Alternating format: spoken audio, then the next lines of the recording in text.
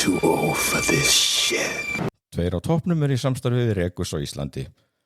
Rekus leigir út skrifstofur og vinnuaðstöðu fyrir bæði einstaklinga og fyrirtæki, stór sem smá. Rekus með 15 starfstöðar á Íslandi og rúmlega 7000 stöðum í 900 borgum og 850 flugvöllum út allan heim. Allt sveigina lausnir og þjónustu Rekus á rekus.is.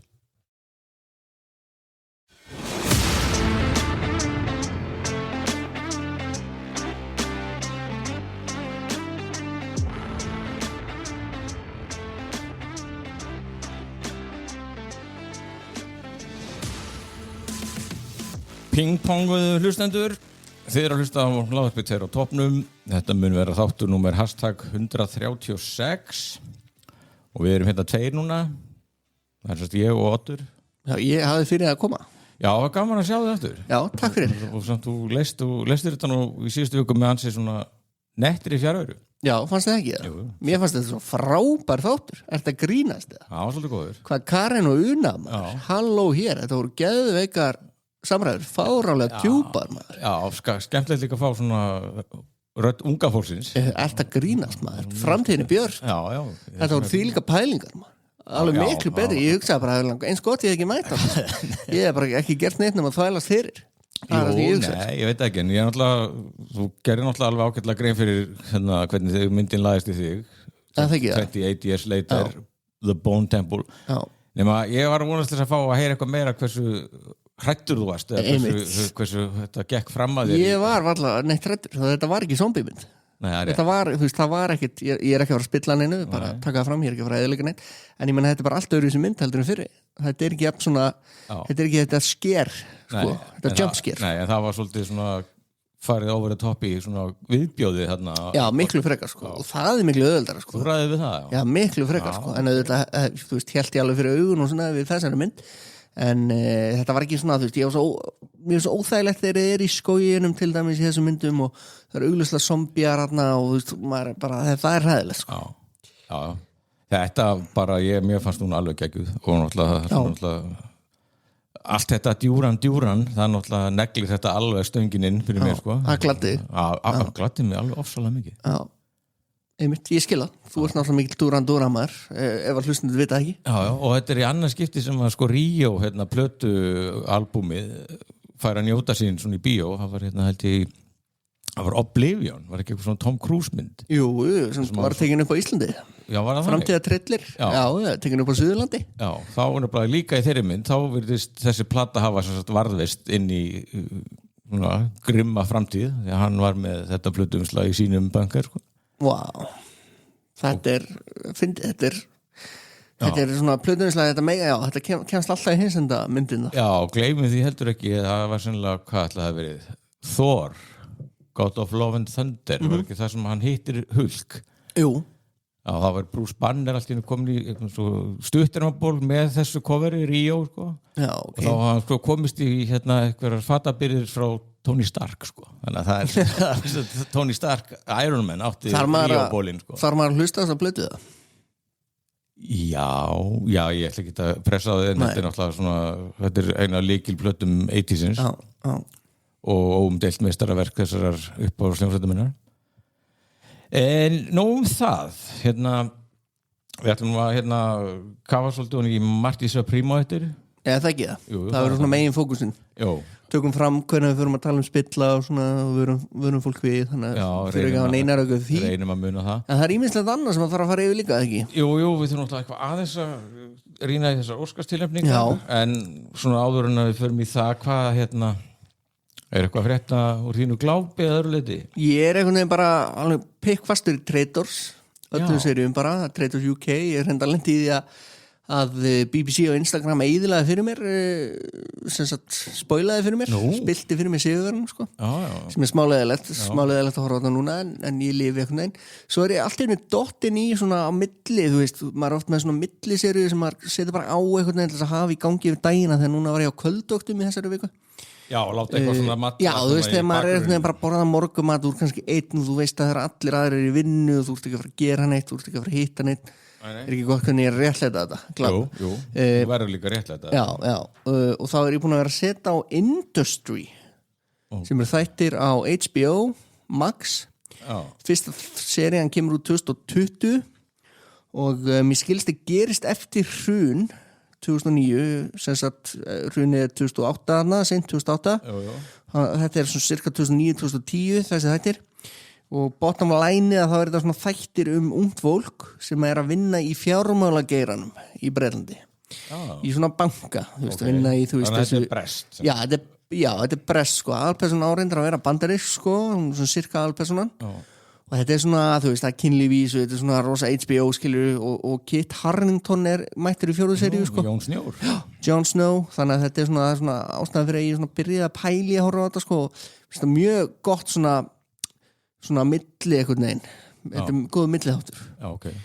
Landmann í einhvern veginn hefur ekki komist lengra en það er búið, sko ein persóna þar, leikarinn var íslensk það var hérna vegan strákvárin eins og ég kallaði það í einhverjum þætti hérna nýlega við föttum þetta ekki það fattaði blaðmaður á mokkan MBL skúpaði þetta MBL skúpaði þessu vel gert og gaman að því, alltaf gaman að það er Íslendingar eða hálfíslendingar eða kvart Íslendingar láta það sér hvaða einmitt, þú erum alveg búið með þetta, Landmann Billy Bob Thornton leikur hérna einhvern olíubarón nei, ekki barón, hann er svona meira hensmenn svona hensmenn og hérna við þurfum ekki að fara að reykja þetta í smá atriðum nema ég nefndi það í held ég það sést að þætti að það er verið að kasta rekunum yfir vókinu þegar þessi íslenska svolítið nætt hún sé hálf íslensk hán afsakið mig á þarna sterka innkomu í sem sagt að vera þetta ekki hvað transvegan eitthvað það svona bara hlaðið öllu sem að svona er verið að gera svona hún verður þarna fulltrúi bara alls sem að aðrir geta látið færi tjóðnar á sér og verður bara svona þetta er bara martröð meðflokksins þessi persóna sem að hins vegar sko sækir svo í sig veðrið í síðasta þættinum en ok, eitthvað svona redemption en svo er náttúrulega búið að vera með eitthvað skæting út í hann heitir hún ekki Ali Larter sem að leikur hérna fyrirverandi eiginkonu Billy Bob Thornton sko þá er eitthvað bara hún gerð ábyrg fyrir sko orðum og gjörðum persónuna sem hún leikur og hérna Billy Bob Thornton er búin að vera rífandi þvílíkan algjöran stólpakjaft henni til varnar sko hann tala hann hafi bara séð að dansa þarna á cancelled línunni sko ok en hress alltaf prinsip maður náttúrulega en já þetta er búið þessi 10 þættir þannig að þú ert alltaf ekkert að dragast meira aftur nei ég mun klára þetta ég fíl þetta alveg þetta er svona ég kallar þetta guilty pleasure af því mér sumum karakter svona það fer í töðunar á mig hvað eru skrifaðir svona hvað er grund þetta er náttúrulega rampar eiginlega bara á svona grensinu vera eiginlega bara svona absúrt komedi bara grín sko. þetta er cirka þannig sko hann er, þú veist, og við höfum náttúrulega rætt þetta áður, þú veist, þetta gæin er hérna Taylor Sheridan, er náttúrulega með svona 15 þáttar í gangi, búið ekki risasanninga við hann, hann þarf að fara að delegera, sko. Heyrðu, ég er ekki búin að vera held ég að starta neinu nýju, ég held þessi einn þáttar eftir að hafa Night Manager sem ég nefndi hérna daginn, með Tom Hiddleston og Hugh Laurie, þetta verður bara meira spennandi, bara gott stöf. Þú myndir fíla Industry, bara þannig að vita Já, ég skrifa það bara. Meira þess að gæjan þetta sem er leik í hérna Alien, Romulus, hann leikur robotin í þeirri myndum, mástu. Já. Hann leikur í þessu, þetta er eitthvað svona breakout hlutverk. En já, Night Manager, þetta er bara geðveitt stöf það. Já, þetta er alltaf ógeðslega gott og alltaf vel leikið, þú veist, alltaf Tom Hiddleston er þarna, Hugh Laurie og Olivia Colman og svo bara komið svona bara góð Bond-feelingur komin eiginlega í þetta. Já, hann er International Man of Mystery, sko, Tom Hiddleston. Svo náttúrulega Fallout bara, ég held að það fyrir að styttast í annan endan. Ég gleymi alltaf að minnast það. Við þurfum 100% að taka í sérþátt í það. Algjörlega. Fá okkar mann, Stefán Pettersson aftur, þetta er einn af okkar vinsælli þáttum tókum það fyrir síðustu seríu og ég fíl þetta rosalega mikið sko. Þetta er góð. Samuel Karl var í vinnunni Samuel Karl Ólason sko, mikill Game of Thrones nöttari tekja á topnum úr fantasíu heim nákvæmlega, hann var ekki eins hrifinn og ég sko. Sem komið smá óvart og ég fíl þetta, mér er svona eins og þeir hafi einhvern veginn undirbúið jarðveginn fyrir seríu 2 og meðan þið skrifuð seríu 1 sko. Já, mér finnst þetta heldur mér en sko það sem hæst bara í mínu glápi í síðustu viku var að ég og Dóra horfum á Terminator 2 Judgment Day einmitt. Ég vil þetta fáránlega góð mynd. Já, hún alveg fáránlega. Sturlu, sko. Já, þetta þú veist, það eru nokkra, ættu við einhvern veginn að hendi eitthvað svona lista, nei, við þurfum þess náttúrulega ekki Nei. þú veist, en það eru nokkra myndir sem eru bara svona góðsagna kendar. Já. Það er ein af þeim. Já, algjörlega, frá 1991, sko, þá sá ég hana fyrst. Og þetta kom þannig til að ég hefði ekkert haft ræn á því að fara að horfa á Terminator 2 búr þurru en Lion King búin að ganga bara í lúppu heima hjá okkur sko og Dóri fannst þetta svona alveg svo mínu heimilið þegar ég var lítill. Og Dóri fannst að kallast á við sko þegar hjörðin trillt í plotti skara til þess að drepa Mufasa, þá kemur Mufasa og kippir síni sínum honum Simba svona og tekur í hnakkan á honum með tönnunum og vippar honum upp klætt. Já. Og þetta myndi Dóri svo á atriði þegar 10.000 að reyna að keyra hann John Connor niður á svona risatrykki, hann á okkur skellinu og þá kemur Arnold sko á Harley Davidsonum og tekur í hnakkadrampi á John Connor og kippir honum svona yfir sko og Dóra sá ykkur textatengsla þannig að við endum bara með að horfa á þetta líka Terminator 2. Einmitt, þetta svo frábær mynd að þegar Terminator 1 helviti fín. Hún geggjuð sko. Hún bara geggjuð einmitt, en Terminator 2 tekst með því að einhvern veginn að skipta breyta þessu, skilur við. Allt í einu Arnold Schwarzenegger orðin caretaker sko. Það svo geðveikt dæmi sko. Og sko, einmitt svona alltaf þú horfir ekkert á Terminator 2 eftir 10 ára hlýja, ég man ekki hvernig svona séð. Þannig að nú náttúrulega Terminator á dagskrá sko, að vera að horfa á hana sko. Og hún var í háskólabíó sko 1984. Ég þurfti að svindla mér inn sko, við keyptum strákarnir miða á einhver aðra mynd og leiðum þá varst þú 14 ára. Já. Og það bara sjúk mynd sko, algjörlega. Alveg bara styrlu sko. Þetta minnum á, ég gleymi alltaf einhverju. Já, ég veit það. Ég náttúrulega að horfa á A Night of the Seven Kingdoms. Já, þú byrjaði? Já, ég bara við Dórum ekki byrjuð. Hvað er komið? Ég byrjaði, það er komið 2. Já. Og þetta er ótrúlega skemmtilegt fyrir Game of Thrones aðdándur sem í hlustendahóknum í okkur. Þá er þetta algjörlega must. Þetta er svona þetta er náttúrulega byggir á bók eftir hann sem var bara komið út fyrir nokkrum árum. George R. Martin. Þetta er svona, cirka, maður segir ekki smásaga alveg, en þetta er aðeins svona aðeins styttri bók og gerist einhverjum 50, 60, 70, 80 árum eftir fyrir, er ekki áður? Nei, þetta er eftir held ég. Er þetta eftir Game of Thrones? Nei, þetta er fyrir Game of Thrones en eftir House of the Dragon. Já. Og fjallarraunum bara Duncan þannig riddara og þetta er rosa svona þetta er ekki svona í háloftunum eins og House of the Dragon og Game of Thrones sko. Það sem þetta er alltaf bara fjölskylduna sem stýra öllu og bara svaka drama. Þetta er bara svona þessi gæi sem er svona hedge knight sem er svona riddari sem á engin lönd og þykir ekkert merkilegur og hann er einhvern veginn að reyna svona að feta sig og finnur þarna dularfullan skjaldsvein sem heitir Egg sem heitir Egg og kemur svo það kemur alls konar ljósum þennan skjaldsvein maður allar ekki að spilla neinu fyrir svona hörðust nördana að vera þessi þekking þetta er allt svona á ég veit náttúrulega ekki neitt þetta nefnum bara nákvæmlega það sem við erum búin að segja núna sko. Ég ætla ekki að lesa þessa bók en þetta minnir mig eiginlega hvort þessi ekki bara svona eitthvað Don Quixote og Sancho Panza 100% þetta er svona og svo eru þú veist þarna er Targaryen fjölskyldan og þarna er alla fjölskyldan bara Baratheon fjölskyldan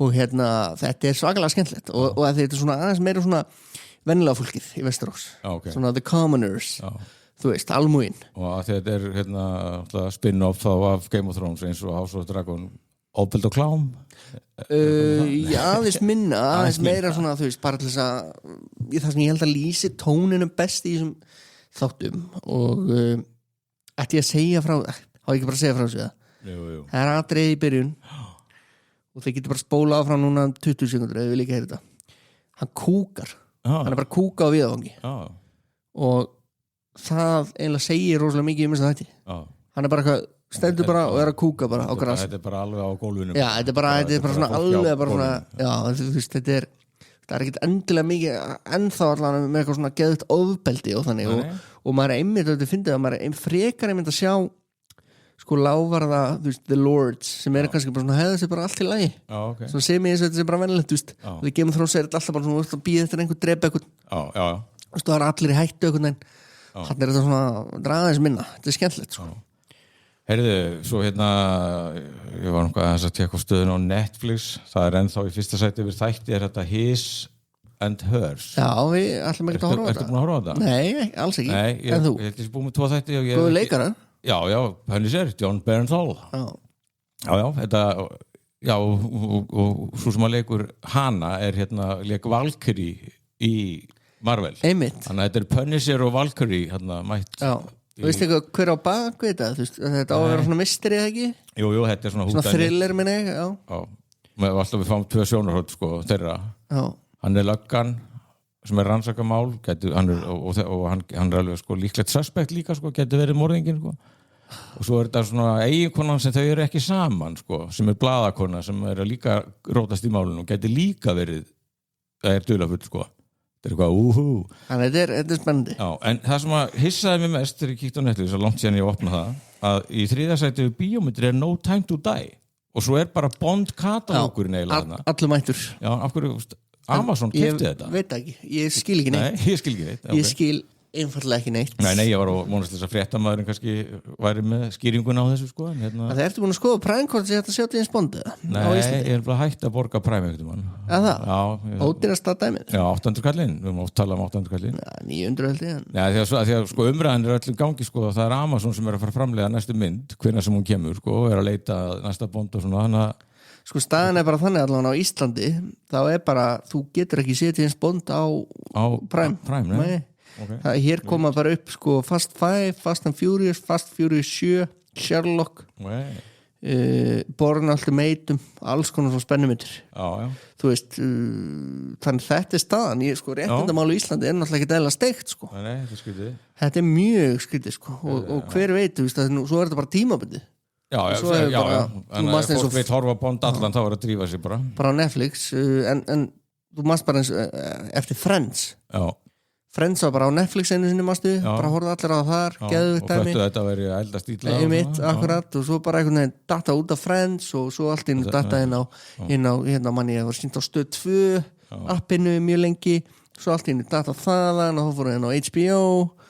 Þannig að, já, núna hann þar. Já, en þessi rittari í 7 konungdæmunum þetta mæntalega HBO? HBO, já. Ok, þannig að það Síminn sem að sína þetta. Já, Síminn og HBO Max bara. Já, HBO Max, já. Nálgast streymisvinna náttúrulega. Já. Heyrðu, svo sá ég mér til mikil að gleði að Lincoln Lawyer verti 4, byrjar 5. febrúar á Netflix. Ok. Hann einn af mínum mönnum. Hálfbróðir Harry Boss, hann Mickey Haller, sko. Já. Og svo verður ég að nefna þessi Melania. Heimildamyndin forsetafrúna. Hún komin. Já, þetta bara... Hvar þetta? Hvar getur þú séð það? Nei, ég veit það ekki sko. Nei, hún bara detta inn held ég sko. Hún er bara ræðilega dóm og það vil ekki sjá hana. Það heist að sko tómum kvikmyndahúsum í Bandaríkjunum sko. 8 manns og einni sýningu og Trump svona great movie, best movie, great movie. Shit. Það engin áhuga. Á maður að sjá þetta? Ég hef alltaf verið frekar forvitin Melanie sko. En þetta væntanlega ekki neitt mjög svona in depth en jú, maður ekki á þetta. En af því að Tóti við erum báðir kallar. Já. Og þetta mjög oft svona karlægur þáttur í okkur, mjög oft, ekki alltaf. Ekki síðast. En við erum líka blaðamenn, sem því að við höfum áhuga á því sem aðra hafa áhuga. Og af því að við erum blaðamenn, þá meikar þessi þáttur oft sens að við erum ofta að benda fólki á nýja hluti. Nú er allir að tala sömu þátturina. Hún dúkkaði fyrst á radarnum hjá mér áður hún kom officially til Íslands og hún kom til Íslands. Vinkona mín myndist á hana milli jóla og nýjás. Að þetta væri bara eitthvað amazing dót. Þetta eru einhverju mestu stelpuþættir sem ég hef heyrt en það allir að tala um þetta og þetta mun enda þannig að við munum horfa á þetta, ég bara þekki okkur og þetta er núna lent inn á HBO Max. Heated Rivalry.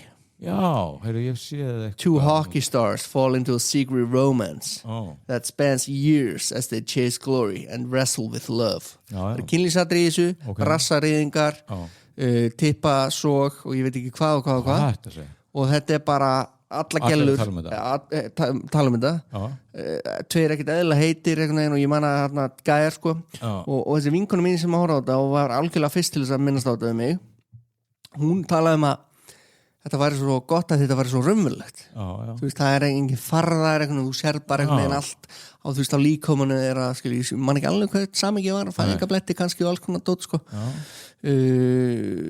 þannig að Heated Rivalry hvern þjóðin sem hlusta konur náttúrulega hlusta mikið á tótónum og kallar og sérstaklega kallar sem að vilja koma konur sínum óvart horfið á Heated Rivalry. Og þetta íshockey. Þetta íshockey og þetta á HBO Max og þá væntanlega á símanum. Hugsa ég, veit ekki, allavega HBO Max. Íshockey nú ekki það, nei, stundum. Ég man eftir Rob Lowe myndinni Youngblood. Já. Og Mighty Ducks náttúrulega Mighty Ducks, einmitt, akkurat og Slapshot með Paul Newman Mighty Ducks, akkurat þannig að þetta eitthvað bara allra heitasta TV-ið sko. Ok, heyrðu, við setjum það á listan hérna. Svo þarf ég líka að fá þig til að gera eitt úti það nú alveg hefði okkur í fyrra og hitti fyrra þá töluðum við handboltan janúar 2024, janúar 2025 okay. Við höfum ekkert talað handboltan núna Íslandi kom í undanúrslit á móti Danmörku og ég vil heyra og leikurinn er náttúrulega besta tíma föstudagskvöldi 29. janúar Það er á morgun Já, og klukkan 7:30 þetta verður mikið jam Það er ekki 30. morgun Já, ég vil heyra Tóti núna, ég vil heyra þína spá Hvernig fyrir leikurinn? Ég vil heyra tölur, hvaða lið vinnur Danir náttúrulega rústa þessu það er náttúrulega ekki að eitthvað hérna, ég veit ekkert handbolta en ég veit að Danir munu kála þeim sko. Það, veistu það? Er það? Miklu betra lið Heldur þau kom ekki hortuður inn leikinn og klúrið þessu öllu? Nei, þeir eru undir síðasta leik, er það ekki? Ég held þessi, jú, þeir eru töpu Já, þá tapaði sko, þetta er alltaf Sko Oddur, ég get náttúrulega fyrsta lagi ekki nefnt einasta mann í þessu liði með nafni ég held að þjálfarinn heiti eitthvað Steinn og Snorri Steinn Já, er svona skaupa, svo mikið veit ég og það er náttúrulega allir að tala þetta ég er búið að spyrja mig svolítið þetta allt sem ég segi ég hef bara haft það fyrir reglu í lífinu ég skipti mér ekki að það sem ég kemur ekki við og þetta kemur mér bara ekki við Þú ert að horfa á þetta ekki? Nei, ég hef ekki séð neitt af þessum leikjum og ég var einhverjum daginn að var að tala um eitthvað leika var svíjaleikurinn og ég vissi ekkert hverja var að fara að spila við ég veit ekkert það mér er svo innilega saman með það Finnst þið hvað mikill áhuga á þessu? Já, ég er ekkert krát follower sko Ok, þannig að ef ég myndi snúða upp að handleikina þér Danir að fara að vinna hver verður staðan? Hvað er skorað meðaltali í svona leik? Þetta er svona Danmörk 32, Ísland 28 Heldur þú að það fara þannig? Já, ég er að segja það, ég er ekki að segja ég haldi það því ég hef engan grunn sko. Ég tekið í næstu viku upp Tóti, sjá hvernig þetta fer 32-28 sér Tóti Ég ætla að segja í ganni allir segja Ísland 25 Danmörk 23 Já, ok Bara til þess að vera með öðruvísi spáin þú En ég er vissulega sammálaðir sko svona off the record annars staðar heldur en fyrir frá mikrofón þá ég stundum svolítið talað að ég sé ekki mjög bersinn en við sjáum hvað setur Já, eitt ára bjarti sko, ég bara hef ekkert vita á þessu og svo sé ég náttúrulega bara umræðirnar á Facebook og svona og sko ég eiginlega hata hennan handbolta og þetta mót því að ég verði eiginlega bara kátur sko þegar þeim gengur illa mér finnst það fyndið, af því að þá fara allir að grenja á Facebook og ég er náttúrulega svo ánægð með að þetta hefur engin áhrif á tilfinningarlegum mitt að þeim er alveg sama Sko ég held að sé fullt af fólki sem bara sko myndi ekki geta að lifa sinn dag á þessa móts í janúar sko. Þegar janúar er náttúrulega erfið mánuð Já, hvað fólk lítur eiga að báta sálinni ef það þarf handbolta til þess að lifa á með janúar og svo að vestu öllu er að mér sýnist allavega í mínum bergmálsvelli þá svona trommar upp svona leiðilegasta fólk landsins þarf að hafa svo mikið vita á þessum handbolta og greina þetta og spá og svona og rifnar úr monti þegar vel gengur og eiginlega þakkar sjálfu sér það eitthvað neginn hvernig sem þú getur sko eiginlega skila liðinu sigri úr sófanum heima hjá þér sko Viltu nefna eitthvað nöfn? Nei, það er ekki róðið taka til sín sem eiga sem sjálfsagt meiri hluti þjóðar þannig að þetta er bara mér óviðkomandi En þetta minnum að Gaupi, þú veist að minnast að Gaupa hann er náttúrulega pappi Snorra Steins og Gaupi er náttúrulega einhver reyndasti sjónvarpsmaður bara Íslands Hann kom inn þannig í vinnu ég er náttúrulega eins og veist aðeins búin að vera í sjónvarpinu Gaupi var alltaf og hann sagði, kom bara inn og bara benta mig, þú talar og hratt og ég ekki, ok, og hann bara hélt bara áfram, þú talar og hratt og svo bara hélt hann áfram, hann bara hélt áfram bara eins og hann væri bara, þú væri og svo sagði hann og svo kannt ekki, og ég man ekki alveg hvernig hann lísti þessu Smári var vinnufélagi mig og var eitthvað reyðið upp á hann svo sagði hann eitthvað við mig, já þú náttúrulega kannt eitthvað þú veist að þú geti kunnað að segja þetta ká og bla bla bla og kunnað að segja þetta svona en þú kannt það ekki, þú getur það ekki alvöru magalending að minna álu, ég tekin á bein að Gaupa þetta er svona eitt af skemmtilegast að vera í þessum bransa sem að þú ert í og ég hef verið í er að vinna á svona vinnustað þar sem sko, þú getur fengið svona guðsir frá legendum sko. þetta er dýrmætt minning í framtíðinni einmitt það er það erfitt að, þú veist, tala í þessu helvíti sjónvarpi. Já, örugglega. Svo ég blótir, sko.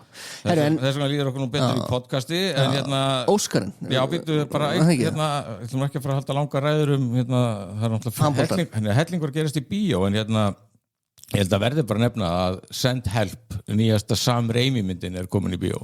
Ok, í Reykjavík. Ok, en það er ekki Suður Kóreu myndin sem allir að tala um. Nei, við kannski, hún fellur nú eiginlega undir Óskars umræðinu á eftir bara. Já. Heyrðu, svo bara líka halda, já, heyrðu, Greenland 2 með vini mínum, hvað heitir hann? Gerard Butler. Já, þetta er eitthvað besta mynd sem þú séð. Nei, ég ætlum ekki að fara að segja aftur söguna af kynnum okkar Gerard Butler sem voru samt mjög góð. Já. En nei, ég þurfti að horfa á þetta Greenland vegna þess að Ragga, dóttir mín, hún var statisti í þessar mynd. Þetta tekið úr svona Íslandi, sko. Já, byrju hvenær? Það er ekki 2 ár síðan. Það er rosa langt síðan ég var að skutla henni í einhverja mátun. En þetta sem sagt einhver heimsenda mynd og hún var hérna með vinkonu svona fullt af fólki klæddi í tötra og voru svona eitthvað að hrekjast í eitruðu loftslagi og hvað það er nett. Já, nema þetta 2 mínútna sena. Já. Sést þú? Nei. Já. Þetta er svona víðskot og fólk að hlaupa og garga og góla en ég sá sem ekki dóttur mína. En þá er ég búin að horfa á þessa mynd samt. Þú fórst á þessa mynd í bíó? Já, bara til þess að leita rögg. Og var mikið að fólki í bíó það? Já. Nei, þetta er svo afstætt. Ég sá fyrstu myndina, sko. Já. Greenland 1. Já, sem hétt bara Greenland, sko. Hann er náttúrulega, hann er ekki góðu flugi, hann Gerard Butler. Nei, hann er svolítið bara að vinna sín og vinnu, ekki? Jú, og kannski með hangandi hendi og svo hann er erfiður, sko. Hann hafi verið með stæl og leiðindi þarna á tökustað, sko. Ok, það er líka hannig. Já, það var náttúrulega búið að vara mig við honum, sko, þegar ég fór að taka viðtal. Hann fílaði því svo mikið í botn, ekki? Já, því að hann hafði séð mig fullan í einhverju partí í kvöldi áður og fór að leika mig. Ganga á veggi og eitthvað svona. Hey, you're that guy! Shit. Það var ísbrjóturinn, sko, þannig að hann var næs við mig. Það er ekkert eðlilega gott, sko. Heyrðu, og hérna svo bara aðeins þess að það er 30. janúar á morgun og þá var þessi handboltaleikur svo 31. janúar á laugardaginn og það er síðasti dagurinn í lífi bíóhallarinnar. Það er ótrúlegt. Já. Þetta er mitt æsku bíó. Já, mitt líka. Fyndið, samt við erum nú á okkur alveg slatta árum, sko. En þú varst í Breiðholtinu. Breiðholtinu, maður lappa alltaf þarna niður. Já. Þetta á bíóið. Já, ég var í Kópavoginum í Grundunum og við löpum bara alltaf. Já. Bara neðan úr Kópavoginum upp í Álfabakka, sem er nú alveg svo sem. Ég fór hérna á 2 tónum síðustu. Já, ég var ánægður með þig. Já, það var, þetta bíó hefur mátt muna fífil sem feguri. Já. Það var ég bara, þú veist, ég hefði þeirritna þetta ekki til þess að heyra bara. Já, þannig. Það heyrðist eitthvað svo lágt, eitthvað fannst mér, kannski var þetta eitthvað volum dæmi, sko. Já. Og tjaldi langt í burtu og stólarnir og gamlir. Já, þá er bara kannski komin tími. Maður er ekkert eðlilega góðvanur í bíóhúsum á Íslandi.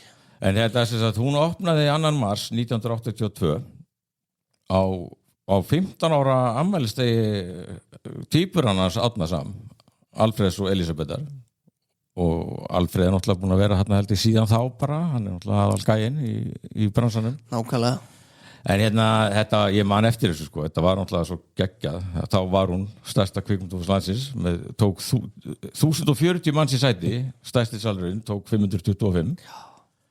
Og það eru nokkra myndir sem sagt, þeir eru búin að vera að sína gamla myndir og það er eftir sem Big Trouble in Little China í kvöld. Ég fór einn á hana, labbaði úr Grundunum eitthvað sunnudags eftirmiddegi og Varst það mikið að fara einn í bíó? Nei, ekki mikið, það kom fyrir stundum sko. Við lágum mikið á og það var engin standby sko. En það er náttúrulega, opnamyndin var þarna fram í sviðsljósi, það Being There með Peter Sellers og svo hefur náttúrulega oft komið fram þetta Legend sko, hún gekk í rúmt ár, ég held að það er að sýnt hana í 13 mánuði óslítið. Í alveg? Big Trouble in Little China? Nei, Being There með Peter Sellers, það var fyrsta myndi sem sýnt í bíóhöllinu sko. Vá, var nú sýnt svona lengi? Já, gekk svona lengi. Það var, þú veist, bara fólk var að sjá þess að fara í bíóhöllina að sjá þessa mynd í 13 mánuði. Being There. Peter Sellers og byggt á þekktir í skáldsögu Jerzy Kosinski en þú getur samt sérðu ímyndaður hvernig svona bíó bara hvernig kúltúrun á Íslandi var svona alveg rosalega góð mynd en að bíómynd geti gengið í 13 mánuði sko. Alveg ótrúlegt Geðveikt, á maður að horfa á þessa mynd eða? Já, hann var Peter Sellers og tilnæmd til Óskarsverðlauna hérna, fyrir hlutverk Garðyrkjumannsins Chance og þurfti að lúti í læra hatti fyrir Dustin Hoffman í Kramer vs. Kramer held ég og Árni Sam segir í ævisögu sinni að hann muni ennþá vonbrigða svipinn á Peter Sellers þegar hann fekk ekki verðlaunin og því hann taldi þetta nú vera in the bag hann var ógeðslega góður í henni sko það ekki svo hérna bíóvöllin byrjaði með 6 myndum Eilíf ást, Endless Love með Brooke Shields og Hrekkjavaka Halloween Brooke Shields og Halloween, pældi Brooke Shields var svona Sydney Sweeney þess tíma ekki já. Og svo Dauðaskipið Dead Ship með George Kennedy og Richard Crenna sem að lék hérna Troutman, þjálfarinn hans Rambo nokkrum árum síðar nokkrum árum áður whatever svo hérna Trukkastriðið Breaker með Chuck Norris það var öllu tjálta til sko og hérna, hvað ætlaði ég að segja meira, því þú varst að nefna Sydney Sweeney nú, hvað heitir eftir sjónvarpsþátturinn sem hún var í hérna, unga fólki Jacob Elordi og Zendaya Euphoria nú hérna Zendaya eitthvað að senda Sydney Sweeney í tónin og hún skulle hafa þess að hæga hún tristir ekki Sydney Sweeney nálægt Tom Holland akkur í? Ég veit það ekki, ég sá bara eitthvað fyrirsögn það er eitthvað og það er eins og þessi tension sko í kringum Euphoria núna, hvað er þau ekki að nýbúin að leika í 3. þáttaröðu eða eitthvað Jesus Christ, þetta er nú bara eitthvað orðrúmur já, en þetta er svo góð saga ég get ekki stilt mig að slengja þessu fram holy shit þetta þú náttúrulega tím Sydney Sweeney og ég er náttúrulega alfarið tím Zendaya sko maður er nú tím þær báðar já, og svo hérna er það er ennþá hægt að grípa Halloween og Being There í bíóhöllinni núna bara næstu 2 sólarhringa og Porky's það var svona úlingamyndin sko 82 það er svona graðir strákar að reyna að komast inn á skrifstæðin Porky's ef við henda titlir minn í Bilt Fylki hjá Arnari Tómasi þá myndi hún heita Goldfinger fyndi mynd samt ekki, ég mæla alltaf með það er gaman að sjá þetta í bíó það ekki jú, og eins og ég er búin að segja frá í toppfólki þá er hún Kim Cattrall sem var lengur setna legendary sem Samantha í Sex and the City mér finnst bara vest með sko þetta húsna þetta sé að fara að vera eitthvað síma fyrir þetta ekki sko líkur það fyrir Nova er að fara að vera með aðstöðu þarna í Álfabakka, ég bara skil ekki hvernig ég sé það ekki mega sent sko þau þurfa einhvern veginn að breyta þessu húsi mjög mikið sko getur ímyndað líka þeir fara að rústa bíósalum sko þetta er grátlegt maður er smá meir sko maður er tilfinningar í spilunum allt þarf vist að taka enda sko nei, þetta er náttúrulega eins og segir bíóæskuðina, þetta er bíó sko gelgju áruna sko maður var alltaf, maður fór á date þarna ég reynda fór fyrsta date mitt í Smárabíó en ekki sambíðan á Álfabakka sko ég það, þú veist þá var Smárabíó náttúrulega bara the new big thing sko góð sagði það ekki ég held ég að fara á Klerks 2 í bíó, getur það ekki verið það getur verið ég held það sko í 8. bekk góð sagði en það voru tilkynntar þessar Oscars tilnefningar var eitthvað merkilegt að frétta þar ég skil ekki allt einmitt, við náttúrulega rættum þetta í toppfólki sem við þreytumst ekki á að minna fólk á Facebook að þessi mynd þarna vampírumynd Sinners sem var bara helviti fín til síns brúks og bara frábær mynd til þess að skella í tækið og eiga gott kvöld yfir og bara mjög svona góð solid mynd og fresh og átti alla þess að vinsældi skilið er þetta mynd sem að fá fleiri tilnefningar heldur en Lord of the Rings veit það ekki alveg sko? Nei, ég veit ekki ég þarf engan samanburð bara að hún sé með 16 tilnefningar og sé að slá met í Óskarsögunni ég næði þess ekki ég næði þess ekki þegar ég sá hana sko hún var rosalega hæpuð fyrir snemma þess ári en mér fannst bara eiginlega ekkert merkilegt þessi mynd og líka bara þú veist, þeir bara fá lánaða sögutráðan líka From Dusk Till Dawn og og svona bara, jú, allt rosalega vel gert bara solid skemmt já, algjörlega solid en bara vampírmynd já. bara ég nægis ekki sko Nei. og við vorum nú að drekka kaffi með Kollu Bergþórs vinkun okkar og Guðmóður þáttarins í gær og hún náði ekki svona kláran held ég hún var alveg, hún skilur ekki til Nei, hún eftir þessu alls ekki sko Nei. Þetta náttúrulega svolítið svona endur koma líka vampíruna sko einhvern veginn, við vorum með Nosferatu mástu á síðast ári og svo fengum við þessa mynd Michael B. Jordan var bara helviti fítn og skemmtlur já, var ekki að leika tvö hlutverk var ekki að leika frændur tvíburabræður það eru 100 ár síðan að Jeremy Irons leika mútið sjálfum sér í Dead Ringers það er ekkert eins og að tala þetta er þetta tímamóta verk já, svona, hvað sem aðalega það ekki, tala að fólk er svo ánætt að hún hafi einhvern veginn slegið gegna þetta er ekki svona einhver típisk framhaldsmynd Jú, skilur, það er einhvern veginn umræða sko. og svo náttúrulega er þetta ekki heldur dæmigerð Óskarsverðunarmynd sko. og þetta er nú talað þetta sé eitthvað marsum einhverja hugafarsbreytingu þar sko. fleiri myndir líka það hefur óhugsandi kannski að myndir svo Búgónia tilnefningu fyrir nokkrum árum sko. og það er náttúrulega fleiri flokkar heldur náður og svo er náttúrulega Óskarinn búin að vera í krísu þau voru að gera einhvern risasanning við YouTube sýningaréttin og Óskarsvölin er alltaf að reyna að vera einhvern veginn svona þú veist í umræðinu sko þannig að þetta er líklega svona þú veist þetta er viðleitni til þess sko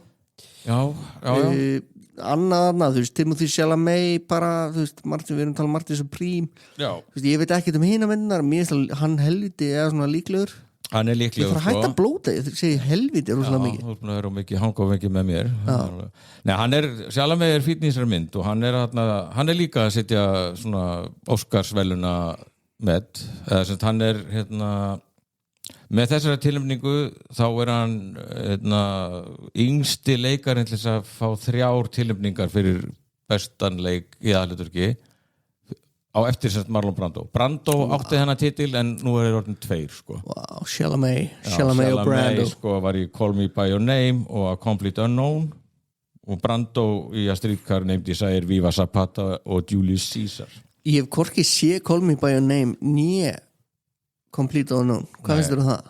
Ég bara er eiginlega alveg bara með þér sko, er ekki að Complete Unknown er það ekki Bob Dylan? Jú. Já, ég hatt hann þetta er leiðilegasti núverandi maðurinn í heimi sko já, algjörlega óþolandi ég ætla aldrei að sjá að Complete Unknown En Call Me By Your Name áttu í stöður Já, hún er heldur mjög góð og ég hef ekki komið henni fyrir sko, hún líka er náttúrulega orðin svona svolítið tengt þetta því að það náttúrulega var mannættan alveg rétt mannættan greið maður býr núna í bílnum sinum hann og Kevin Spacey eiga þetta sameiginlegt báðum slaufall svo er svona annað skrítið að ég veit ekki svolítið eitthvað klikkaða F1 sér til sem eina 10 bestu myndunum Brad Pitt í kappakstri nægis ekki alveg sko Tveir á tóknum þáttunum F1 var hins vegar frábær og þó ég segi sjálfur frá og alveg fín mynd en sko maður ekki hvar ég lasa þetta væri an old school crowd pleaser sem að allir geta haft gaman af og þetta er heldur tekið hæsta mynd Brad Pitt sko, sem að segja náttúrulega eitthvað en svo líka bentir ykkur á en þá þarfst að horfa fram fyrir því að þetta sé bara löng auglýsing fyrir Formúlu 1 sko Þetta er alveg ágættismynd ég sá hana bara í bíó síðasta sumar svo fekk ég á Kristján Einar Kristjánsson og Braga Þórðarsson í Pittnum til þess að koma og tala um hana við okkur og þeir náttúrulega fylgdust með tökum á henni í formúli sko þeir eru að lýsa formúli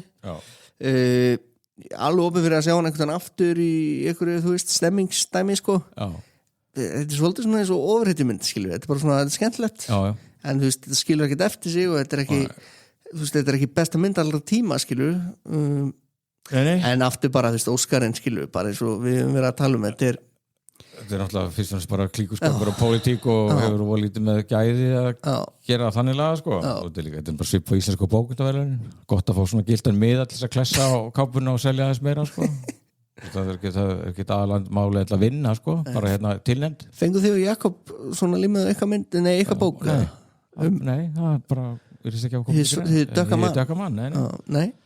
Svo var líka eitthvað fyrir þess að því að Wicked Tvípunktur for good hafi ekki fengið neitt eitthvað hún þótti vist alveg hörmuleg já, en fyrri myndin Wicked fekk 10 hún tilnefningar. þótti góð, já en þessi seinni mynd það víst þótti bara samdóma álit áhörfenda og gagnrýnenda, hún hefði ekki verið nógu góð sko. Já eins og það má sko fagna því að já það var einmitt eitthvað svona allavega Ariana Grande hefði ekki fengið tilnefningu sem besta aukaleikonan fyrir þetta Wicked for good ég veit ekki ég veit allar hver þetta þessi Ariana Grande, nei, hún er mjög hæfileikarík söngkona eins og alltaf með konur að hennar kalibreri þá er fólk aðalega að spá í útlitinu sko. já. Og hún þykir að hafa grenst mjög mikið okay.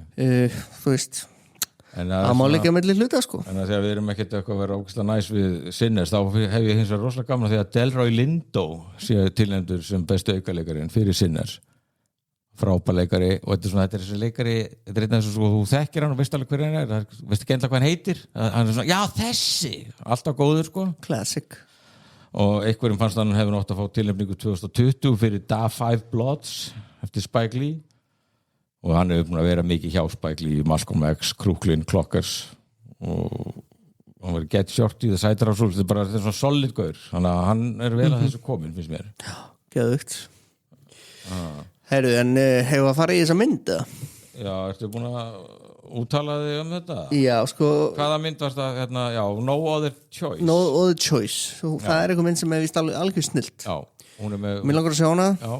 Arna Tómas og Magnús Jokkum vini þáttarins segja að þetta sé mjög góð mynd suðurkóresk mynd sem er að gaggrýna þennan vinnukúltúr þar gæja, bara gæja sem að fær hvergi vinnu og gefst bara upp og ákveður bara að fara að myrða alla keppinutana Já, eins og ég er að plana Já, eins og þú ert að plana Já, nei, þetta er sko Magnús Jokkum og Arnar Tómas eru náttúrulega þungaviktar álitshafar hjá okkur en og ég náttúrulega ekki búin að sjá þessa mynd en hún er í bíó núna Jú, heldur betur Bíó Paradís Já, og ég sé eitthvað svona stillur þetta er eitthvað úr Squid Game heldur betur Já, það er bara einn af bara í stærstu hluturkonum svona The Game Master í Squid Game Já mann ómögulega hann heitir mjög flottu gaur en þetta er svona talið svona einn af helstu svona snöbbunum eða skandalunum í þessu tilmyngarflóð er að Park Chan-wook leikstjóri hefur ekki tilnefndur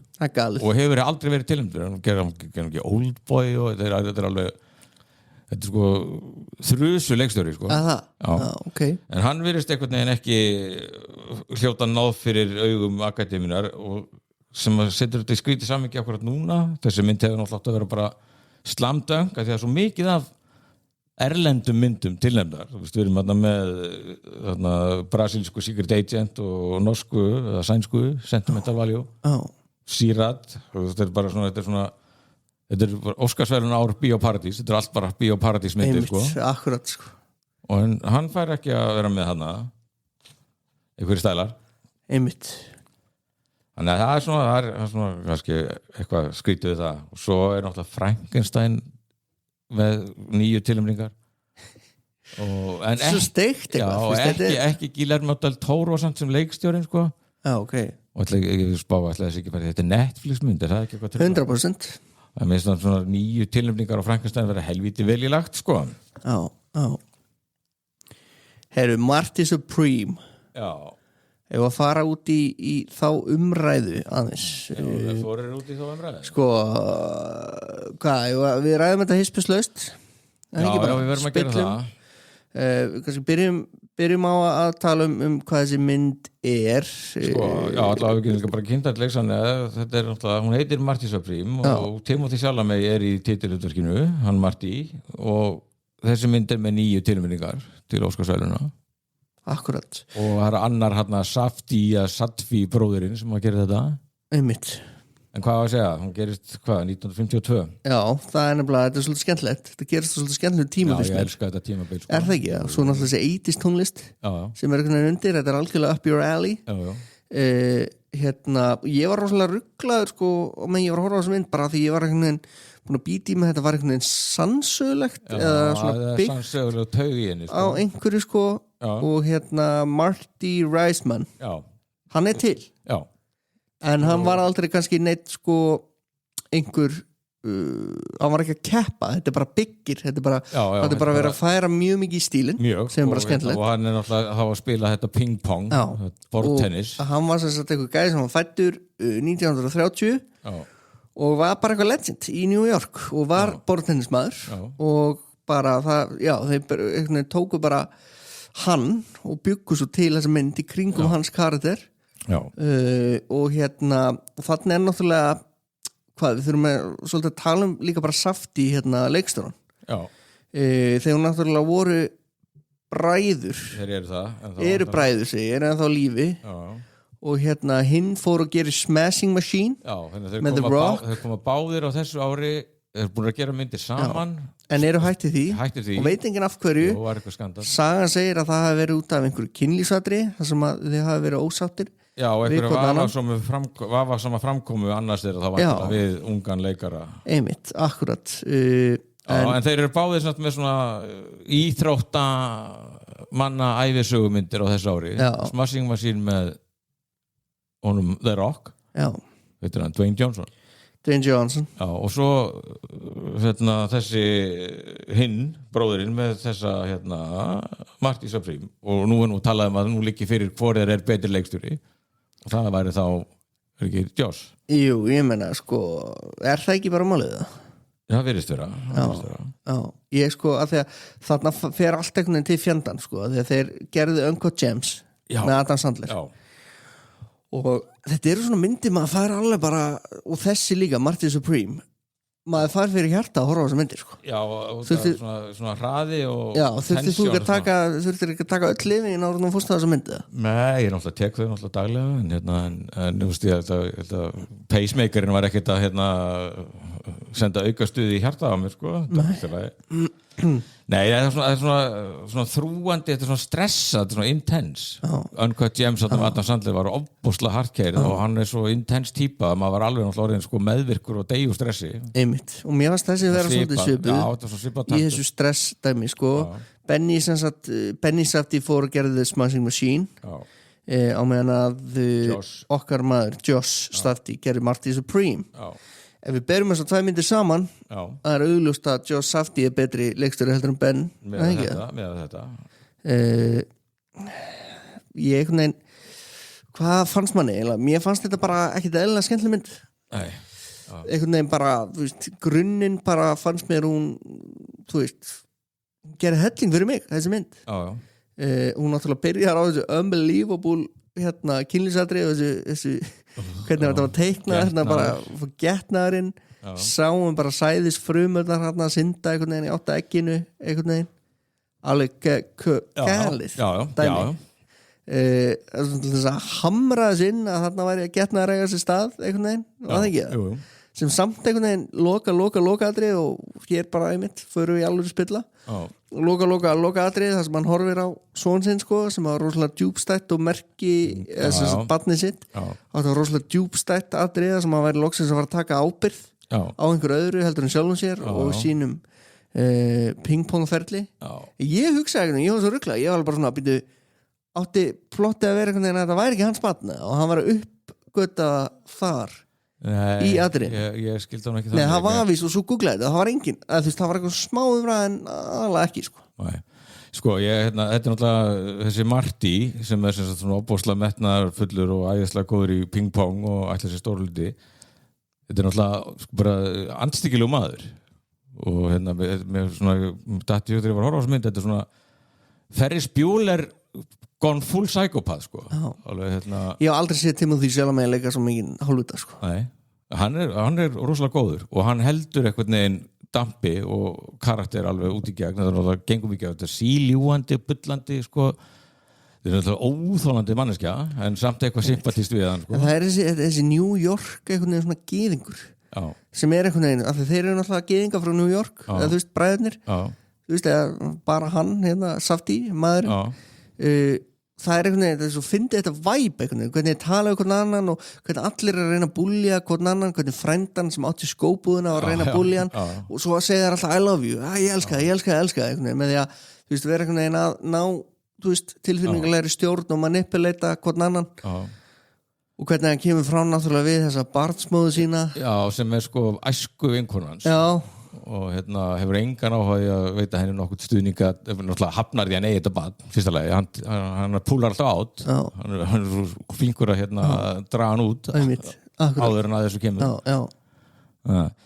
En þetta já, Heyrðu, já. Ég var að muna Arnar Már Eyfels hann vildi koma og tala um myndina Ég tala ekki með hann í takatið Ég byggst afskonar fyrir ekki Arnar og hlustendur Þetta er alveg flott stemningsmynd og náttúrulega líka gagnrýnandi Empire sem að dæmir hana og gefur henni 5 stjörnur það er fullt hús og hún náttúrulega 93% á Rotten í Critics og 82% í Audience en það sko því að þú veist er þetta íþróttamynd? Já, en íþróttamynd eins og Scorsese's Raging Bull eða The Color of Money þetta náttúrulega snýst ekki sportið sko og það er í bakgrunnum Einmitt. Þetta er meira bara þetta er karakterstúdía og náttúrulega bara svona dregin upp mynd af Ameríku þessa tíma og einmitt alls ekki það sem íþróttamyndir eru þetta er náttúrulega Rocky þessar underdog story sko það sem er alltaf það er eitthvað sem er að vinna sér áfram í sportinu sínu og er góður og ætlar að vera æðsla og endur alltaf sem heimsmeistari eða eitthvað Þetta er ekki það, þetta er ekki fílgútmynd, sko, það er ekki þannig í þessu. Alls ekki, sko, alls ekki, ég bara, sko, já, uppáhaldsatriði mynd, sem að kórónar þessa mynd, er þegar hann er búinn að flýja lögguna, einhvern veginn, og hann er búinn að bóka sér gistingu, og gæðin segir hann, já, ok, ég hef síðast herbyggi, já, þú færð það, en heyrðu, ég ætla ekki að þú mátt ekki vera í sturtu og hvað gerir okkar maður? Það fer í bað það fer beint í bað í sturtu, basically og hvað gerist í þessu aðri? Hann er bara að chilla eitthvað, bla bla bla, hvað gerist í þessu aðri? Þetta er bara í Tom og Jenna, bara baðkar er svo þungt að það fer í gegnum gólfið og hlunkast niður á næstu og maður er bara, þú veist, maður er bara að akkurat bara, þú veist, þetta kórónar þessa mynd svo mikið að maður heldur að maður sé hólpinn og maður er svona, aðeins byrjar að slaka að hún er á svo miklu háa sínu, það er allir svona í þessari mynd, allan tíman og þú veist, allir reiðir og allir öskra þetta er svona eins og, þú náttúrulega horfður aldrei á The Bear en The Bear eru nákvæmlega svona sko. Og og skal ég segja þér þetta atrið er bara kórónar þessa mynd sko. maður er aldrei hólpinn maður fara aldrei breyk sko. Ertu nokkuð með Bluetooth í það? Ég ætla að stela hérna það ég ætla að spila hérna klippu fyrir þig úr öðru, bara einu landsfrægu podcasti, ég vona að þetta sé í lagi mér finnst þetta bara svo fyndið og ég veit að þetta er hörmulegt útvarp á meðan ég er að tala um þetta en þetta er bara, þetta er semst þessa mynd þú veist kannski þú kannski þekkir þetta hlaðarp, þetta er eitt frægast að þetta er bara eitt vinsælsta fótboltahlaðarpið á þessu landi og þannig er þátturinn að klárast Hjörra Hafleðarsson og Dr. Fútból og hann er að fer að tala um Martí Söp Rím Ég var múnast til þetta að vera eina atrið Herru, byrju, aðsækja mig Hann er á stangli þarna 25-30 árum þegar maður var að fara sund Herru, ok, hann er að tala um bíóðu Þá var tannirðan ekkit frábæra Ok Nei, ok, tilbúin í það það vant ekki sér þristins okay. Það var oft þannig að ég var búin að sjá alla opnuna ok, tilbúin herri, já, maður er sko við komum að ræða þetta við frúin Býtum við? Þú sittið í Lazy Boy Bortennisminn sagði náttúrulega við minn 8 ára Herðu, við erum að fara saman á bortennismynd Tókstu 8 ára gutta með þessa mynd? Ég held þetta að vera bortennismynd svo komið bara alvöru kynlífsatriði þarna eftir 2 mínútur þannig að ég fór með síman á hann og sagði herðu, sjáðu klukkan er svona mikið og við erum komin klukkan þetta og var svona eitthvað aðeins að ég voru múnast til þetta að vera eina atrið Neini, svo fer hann niður og Gwyneth Paltrow og þá reyfi ég aftur upp síman og svo nú En við þetta tala um að Timothy Chalamet að hann vinnur alls konar velun og svo leist Fyrir mynd En við þetta þannig að þú heyrir þetta Þetta, mér fannst þetta ekkert eðlilega fyndið Hjörvar Hafleðarsson, 5-8 ára gamla strák, son sinn á þessa mynd borðtennismynd Já, það var svolítið fyndið sko að því að við erum að tala um ísokki á hann en Egill Helgason, hann sá þessa myndundaginn og var mjög hrifinn og sagði á sko Facebook að þetta væri sko besta borðtennismynd sem hann hefur séð sko og frábær Það var meðmæli ekki náttúrulega. mikil bortinnismynd svo. Nei, en það er samt, það er íþróttin sem að gæin er að reyna að hasla sér völl í, sko. Já. En þá fór ég bara að hugsa að allir þetta sé líka kannski eina bortennismyndin, sko. Maður til einhverjum bowlingmyndum og eitthvað, en ég man ekki eftir ping-pong, sko. En mér fannst sko þessi mynd náttúrulega sko, þú veist, ef að Timothy því sjálf mig hefði ekki verið svona fálega góður Já. það hefði þetta náttúrulega verið alveg hörmuleg mynd. Er það ekki það? Jú, samt, sko, hún er náttúrulega, mér finnst hún alveg rosalega vel leikin og mönnuð bara frá toppi niður í, sko, bara statista leiku við, sko, og frábærar persónur þarna og hraðin er líka mikill og hún er gritti svona... Pældi verið með 8 ára gamlan strák Já, á þessari já, mynd, sko. já. Þetta er ekki mynd fyrir 8 ára gamla Nú skal ég koma með betri tengingu því að baðkarið, það hrynur hann niður og næstu hæð er Klæbón, mafjósi virðistöra að baða hundin sinn og hann fær baðkarið á hendina og slasast illa, sko.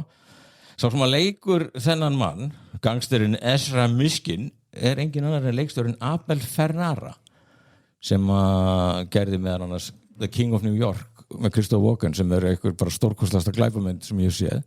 Já, hann gerði líka China Girl og Thriller Killer, þetta er sko svona jaðar leikstjóri og ógeðslega góður og var frábær í þessu hlutverki nema að þegar The King of New York var í bíó þá var á sama tíma King Ralph með John Goodman í bíó og King Ralph er gamanmyndum eitthvað svona amerískan hlunk sem að verður óvart allt í norðan heldur bara konungur í Bretlandi eða eitthvað líka, King Ralph, sko. Og King Ralph var í Laugarásbíói, The King of New York var í Regnbúanum og er geggjuð, sko, hún byrjar á því að Christopher Walken kemur hann kom fangelsi fyrir að hittir eitthvað anstæðinga sína og að vera að láta að fá fulla töska peningum og taskan er fulla túrtöpum og gaurin, hvað er þetta? Fyrir kúlnagautin og svo er þeir bara allir sallaði niður bara og þarna eru Larry Fishburne og Wesley Snipes ungir, sko, þetta er ógeðslega góð mynd. Já, helviti gott. Og ruddaleg og alveg brútal, sko. Nema þegar ég og Anna fórum á hann í bíó þá var svona ung hjón með litla strákin sinn sátu fyrir aftan okkur, sko. Og það var nú ekki mikið búið að myndinni þegar þau stóðu upp á fóru, sko. En ég er alveg viss um það en þau hafi, sko, verið að fara á King Ralph. Já. Fóru myndavill, sko. Einmitt, sko. En tengingin með þetta er þá Abel Ferrara sem er frábær. Já. Og fleiri mist bara... Þú veist hvað lék líka, tengt hundinum. Já. Gæðin sem að, bóndin sem að stál hundinum. Já. Þú veist hver það er? Nei, Það er hann skal ég segja þér, Penn and Teller. Já. Það var algjörlega óþekkilegur sem bóndin. Já, svo er Gwyneth Paltrow þarna, útbrunnin útbrunnin. Mér fannst það hrikalega góð. Hún er rosalega flott. Já, og kemistri hann á milli þeirra, rosalega believable. Þetta hefði getið verið mjög erfitt af því að það er svo mikill aldursmunur á milli þeirra og bara allt þetta mission, maður lifði sér svo inn í þetta, hann væri algjörlega heldtengin af þessu ping-pong dæmi og gæti þess ekki gert neitt annað, sko. Bara eins og þegar hann tekur mitt stelur frá frænda sínum eða stelur ekki, hann átti hennar pening, hann skuldaði mér hann. Aðalega, sko, held ekki hann sjálfum sér og algjör narsisisti, sko, öðrum að kenna og það er alltaf eitthvað, aðrir er að bregðaði fyrir hann fæti, það er ekkert sem að skrifast á hann einhvern veginn. Nei. Sem að bara, þetta er rosalega vel gert og mjög vel sköpuð persóna og svo náttúrulega batsmóðurinn, æsku vinkonan. Mér varst hún frábær, hvað heitir hún? Odessa Ansion. Já, algjörlega frábær. Já, og það er mikið verið að býsta fyrir því að hún er ekki tilnefnd sem besta leikonu í aukahlutverki. Já, það er galið. Hún er hins vegar með BAFTA tilnefningu fyrir bestu leikonu í aukahlutverki. Er hún breska? Nei, ekki. En það er líka það er gaman fyrir fólk kannski ef það er áhuga á þessum velunum að bera saman tilnefningarnar. Einmitt. BAFTA og Óskarinn, þetta er mjög keimlíkt. Einmitt. En BAFTA er meira einhvern veginn on point, sko. Já, en þeir eru oft svona þeim hætti til að velja mjög mikið breytum alltaf, sko. Já. En svo var náttúrulega Tyler the Creator leikarna félagans. Þeir voru helviti skemmtlegir leigubilstunni, sko. En Jesus Christ, sko, þetta var svo að fyndi hvernig þetta svona fylgdi honum einhvern veginn alltaf eftir. Já. Hvernig var alveg hróttalegastur, sko. Hvernig var hann eiginlega vestur, sko. Ég veit ekki alveg, sko. En keipti, þú veist, hvernig varst þér endurinn? Já, ég held að við séum örugglega að leggja ólíkan skilning í það, þetta er náttúrulega myndin hefst á sáláti. Já, sem er auðvitað sem enda með því að einn fruman hittir í mark eins og gengur og gerist sko. Og svo bara í endan þá hann að horfa á nýfætt barnið sitt í gegnum svona gler, þetta var alltaf svona pappanir bara alltaf gler á milli var þetta alltaf svona? Í den, já Okay. ég held mér að ég hef sko farið með pappa sko að sjá litlisystur mína í gegnum svona gler sko. Í alveg, bara eins og bara á Leifsstöð í gamla þetta bara þegar maður var að vinka fólki sem var í fríefni og bara öll nýfættu börnin bara í einum stórum sal í svona gegnsæðum vöggum eða körfum og svo bara fórum bara hérna hjúkrunarkonu og lyfti barninu þú átt þetta nei en þá var hann alltaf búin að gangast í barninu og ef þetta þroskasaga þá eins og þú segir þá hann að fráttast á því að það eitthvað meira leikja veljunu það átti að vera punkturinn ekki að já það gæti verið á punkturinn ég hugsa þess að bara guðminn góður þetta barn á ekki 7 dagana sæla framöndan ég held að þessi maður var ekkert held ég að fara að breytast jack shit sko við að vera pabbi sko. Var ég þá eitthvað svona hræðilegri 40 chess að ímynda mér að punkturinn hafi einhvern veginn átt að vera að þetta væri ekki barnið hans heldur barn hins gæðins ég held að það hafi verið alltaf vafa hafið sko. held ég sko. augljóslega með þessum byrjunatri sko. Fyndi að ég hugsa þetta ég var ekki alveg vissan undir lungi ég var bara hvað átti þetta atrið einhvern veginn á því en það mætti þá verja það að þessi mynd endi þá svona á upbeat nótum af því að þetta er eins og ég segði hann alls ekki feel good sportmynd sko. En ég bara er ennþá af áhyggjur af sko, hvaða líf beið þessa barn sko með þessa foreldra og ekki bjart sko.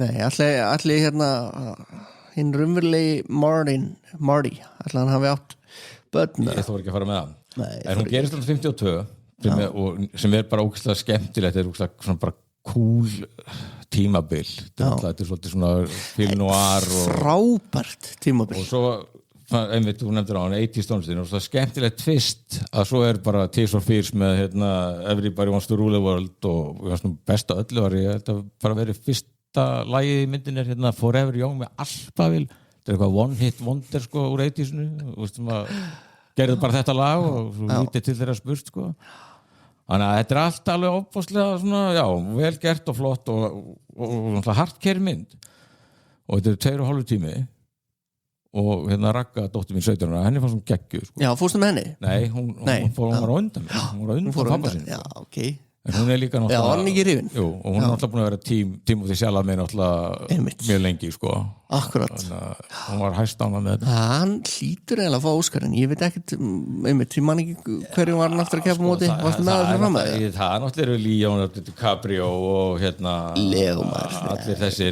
allir þessir gæjar sko og Ethan Hawke í Blue Moon sem er frábær Það, í Blue Moon Já, og þetta er eftir að sjá hana Við Kolla vorum að tala þetta því að við erum hvorugt sko mjög hrifin af Ethan Hawke en hann er algjörlega hann er bara Þú ert að linast Nei, hann er bara að skila hann er að skila alkohólista á ótrúlega næman og flottan hátt sko ég sá sjálfa mig stundum hvað er Blue Moon eða?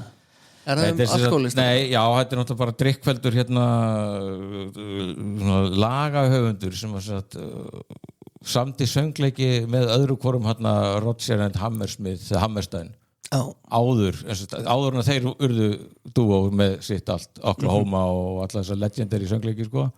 Þá var annar ég man ekki hvora var að vinna með típunni sem að Ethan Hawke leikur og myndin heitir Blue Moon að því hann samti lagið Blue Moon You saw me standing alone allir var svona geta lag Loksins og þú búin að syngja alveg og hann er náttúrulega í afbrýðisemiskasti á frumsýningakvöld í Oklahoma sem er svona fyrsta samstagsverkefni gamla félagann sko og er bara svo mikill alki að þetta er ótrúlega velgert og Ethan Hawke bara frábær og svo náttúrulega er hann líka upp á móti Michael B. Jordan fyrir Sinners og Wagner Moura fyrir brasilsku The Secret Agent og sem að ég held að ég geti fullirt að þessi mynd The Secret Agent sé besta mynd ársins og besta myndin af öllum hún ætti að vinna þetta já, en hún sennilega fær sko besta erlenda myndin ég sé ekki tilbúin til að hleypa hvorki henni áfram í